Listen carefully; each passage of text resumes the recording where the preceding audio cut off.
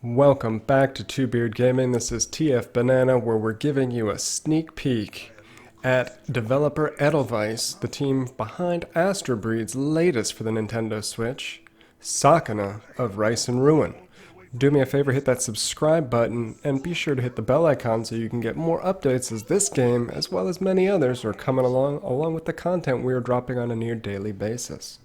So for now, let's jump right into this first look and see what this one is all about.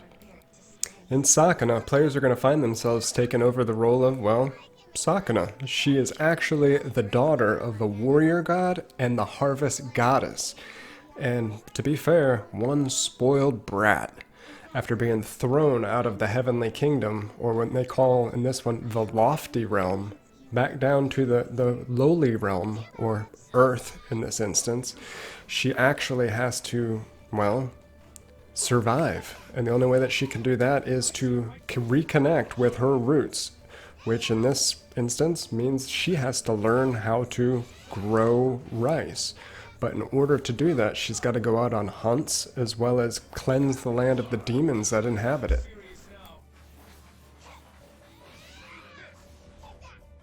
So what we have is actually quite the mixture of gameplay styles. When you're actually in the game hunting on your quest, you're going to be in a 2.5D side-scrolling action platformer with some pretty satisfying combat, if I'm going to be honest with you. You've got your quick attack as well as your two-handed heavy attack, but then you've got the ability to also incorporate your scarf to traverse the level or to actually latch onto the enemies, and as you upgrade that, you can actually start pulling off tricks like pulling them back to you or even slinging them in other directions. You'll also be able to upgrade your weapons along with the materials that you pick up during these battles, which has also been pretty satisfying, as you know, after your first boss encounter you quickly realize your base weapons just aren't going to get the job done. So going through and mining some ore and just collecting all the different things that you and resources that you can get while you're out in the world really do come in handy. Now when you're in your world map view, it's just a top-down view of the world. Nothing too special, but the one thing that really does stand out in this game is when you're in that view, as well as the cutscenes, everything is done with almost a watercolor, hand-painted aesthetic, and it just comes off beautifully. In handheld mode, things can get a little bit blurry, but that's par for the course when it comes to some of these titles showing up on the Nintendo Switch. Now, one of the things about the combat that needs to be talked about, and I'd be remiss not to say anything about it, is as of the playing with this advanced copy that we have, there are sections where the AI is less than intelligent. The demonic little bunnies will just kind of run into place, and in some instances, even just kill themselves. And I'd be lying if I didn't say you didn't use it to my advantage when my health was a little low. But I think that's something that'll be addressed, and they've already actually released an update for the title that's addressed some of the little niggles that the game has already. But everything is looking super promising from that perspective. And so, as I mentioned in the beginning, Sakuna is actually the daughter of a warrior god and the harvest goddess, so a large chunk of this game is actually going to be devoted to farming, and it's not just a throwaway mechanic that they put into the game.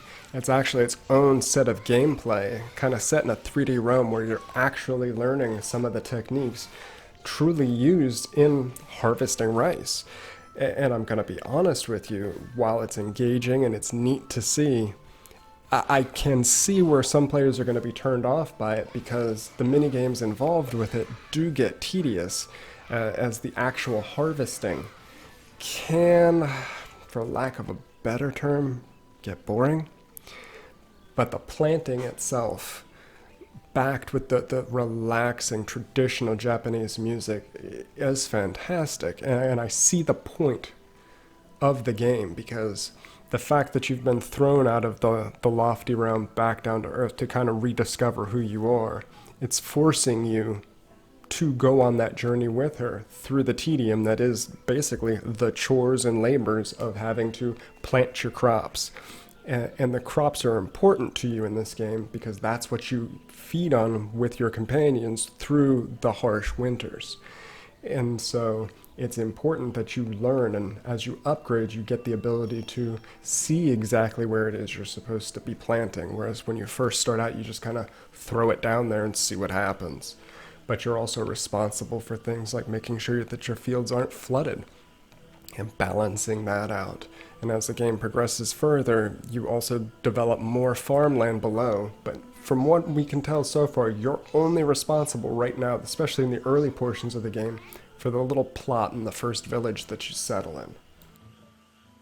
So to go along with the planting, as well as all of the harvesting that goes along with it, you know, you're going to have to take care of picking your crops. You're going to have to hang them out to dry. You're going to have to be mindful of the weather, paying attention to your day-night cycle. You've got for lack of a better term, you have a clock in the right-hand corner that shows you where the sun is in the sky. It also gives you what the temperature is. And as you progress through this game and find scrolls, you start learning things about when's the proper time to do things. You've got a companion, Tawaman, who speaks with you at length, discussing different techniques that he's learned throughout his time. And so, like I said, some of these can get laborious and tedious and just boring as hell, but it didn't feel out of place given that you are, in a sense, taking on this role. I mean, at its core, this is a role-playing game. It's got a lot of Twitch-based combat, but the essence of this title is a role-playing game, and I think that they've done a pretty solid job with that so far.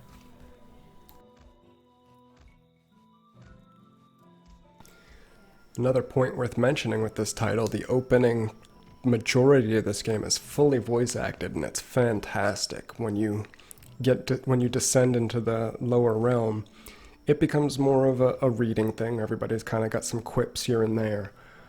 But as I was mentioning, that with the rice being important, the big part of the story is actually delivered every evening when you sit down with your group and you discuss the day, and characters kind of reflect on things that transpired, as well as retell stories of the past and things. It fleshes everything out when you're sitting down at these meals, kind of like when you have a family dinner.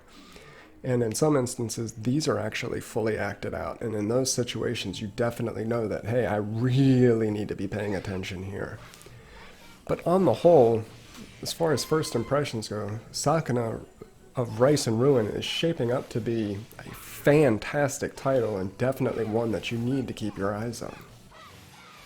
The combat is smooth, it's responsive, it's chaotic, it looks like a beautiful dance when you get things going in the right direction.